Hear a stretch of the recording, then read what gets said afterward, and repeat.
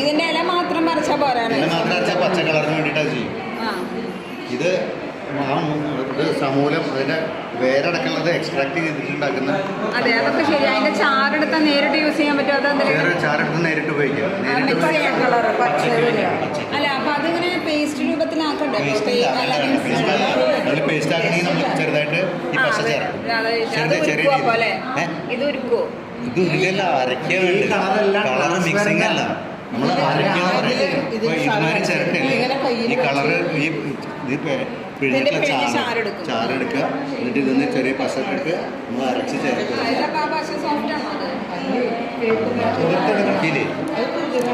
ഇത് വേപ്പിന്റെ പശയാണ്, നമ്മൾ വെട്ടിയെടുക്കണം. നമുക്ക് അന്വേഷിച്ചാൽ വാണ്ടറിങ് ആണ് പിള്ളേർക്ക്.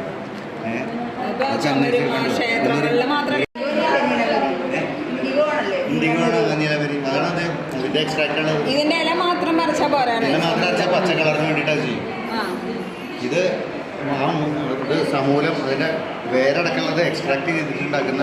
അതെ, അതൊക്കെ ശരി. അതിന്റെ ചാറെടുത്താൽ നേരിട്ട് യൂസ് ചെയ്യാൻ പറ്റും? ചാറെടുത്ത് നേരിട്ട് ഉപയോഗിക്കാം. അല്ല, അപ്പൊ അതിങ്ങനെ പേസ്റ്റ് രൂപത്തിലാക്കണ്ടേ? പേസ്റ്റ് ആക്കണമെങ്കിൽ നമ്മൾ ചെറുതായിട്ട് ഈ പശ ചേർക്കും. ഇത് ഉരുക്കോ? ഇത് ഉരുക്കല്ല, അരയ്ക്കാൻ വേണ്ടി.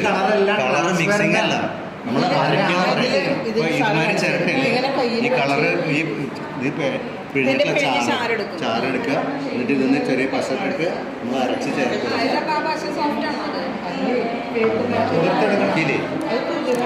ഇത് വേപ്പിന്റെ പശയാണ്, നമ്മൾ വെട്ടിയെടുക്കണം.